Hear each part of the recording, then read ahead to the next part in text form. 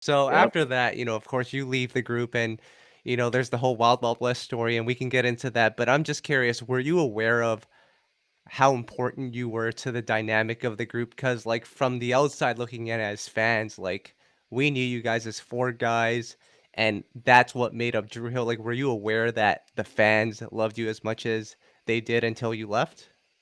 Nope. That's when I started finding out. Yeah. It's like the day that they performed on Conan O'Brien show. Mhm. And Conan O'Brien was always one of my favorites because I like to watch the interlude, the what you call it, the monologues of Yeah, his, yep. and then with him Yeah. and Andy Richter would get up there and do their stuff.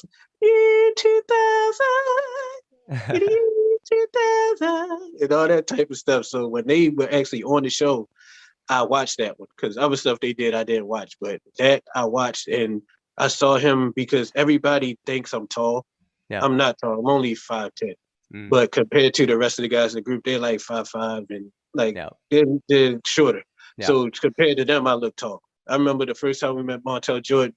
He's like, I thought you was like my height looking at the video. I'm like, heck no, you 6'8". Heck no, Yep. I'm not this size. But I remember Conan doing a motion with his hand, like, where's, like the tall guy with him. Yep. So I'm like, he looking for me? He cared Mm. that I wasn't there? And then shortly after that, they did a tour with the three of them. They had Mhm. like a whole tour with the buses wrapped with their pictures and everything. And I remember they did a show in Washington, D.C. And I was just coming back from out of town working on some gospel stuff. So I Yeah. said I wanted to surprise them. So I showed up at the show. And Big Tigger was hosting. He Mhm. wanted to bring me on stage as a surprise to the fans, but I remember Kevin, the group's manager, saying no to that. He didn't want me to do that or whatever. Su So I said, Sure. okay, well, I said fair enough. So I just went and got a seat in the audience, Yep. and it got so hectic in the audience that they had to put police officers to the front Mm. and back and side to side of me.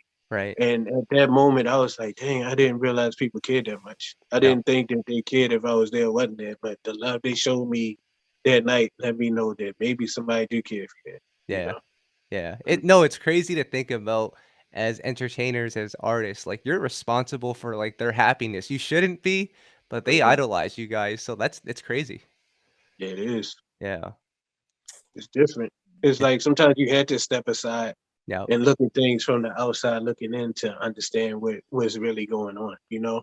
And if there was social media back in those days, I think I would have felt the love a little more because a lot of times we would do shows or we would be in malls or settings where as though the fans could talk to us. And it would be like a girl right here screaming for Cisco, Mhm. a girl right here going crazy over Jazz, and another one in front of us ready to knock down security to get to Nokia or whatever. Mhm. And each time they would always say, "Oh my goodness, my cousin love you so much, or my sister love you so much, but she left to go to college the week before we came for this show or whatever. So that's why she not here right now." Once in a while, they hand me the phone and speak to whoever they is talking about. But the fact that that happened in like every city, I was like, man, people making these stories up just so I don't feel bad. They telling me about these mystery women that love me so much, and I don't ever meet none of them. But Right. now, once social media started happening, people started writing to me and be like, "Oh my goodness, my cousins met y'all, or my sisters met y'all, and I was the one that wasn't there, but I love you." I was like, "Hold up, these is actually real people." Yep. So if it would have been social media back then, maybe I would have felt the love a whole lot more. But because it wasn't, all we got was who was there in real time. A Mhm. lot of times I would just get like overlooked and just everybody knocking me over, knock me over to get to somebody else. So with that type of environment, I'm just like, I'm in the way. Mm. Now you don't got to knock me over to get to such and such. You just go ahead and get to them now because I Right. won't be here to be in Mhm. your way. Yeah. I felt in the way basically for a while.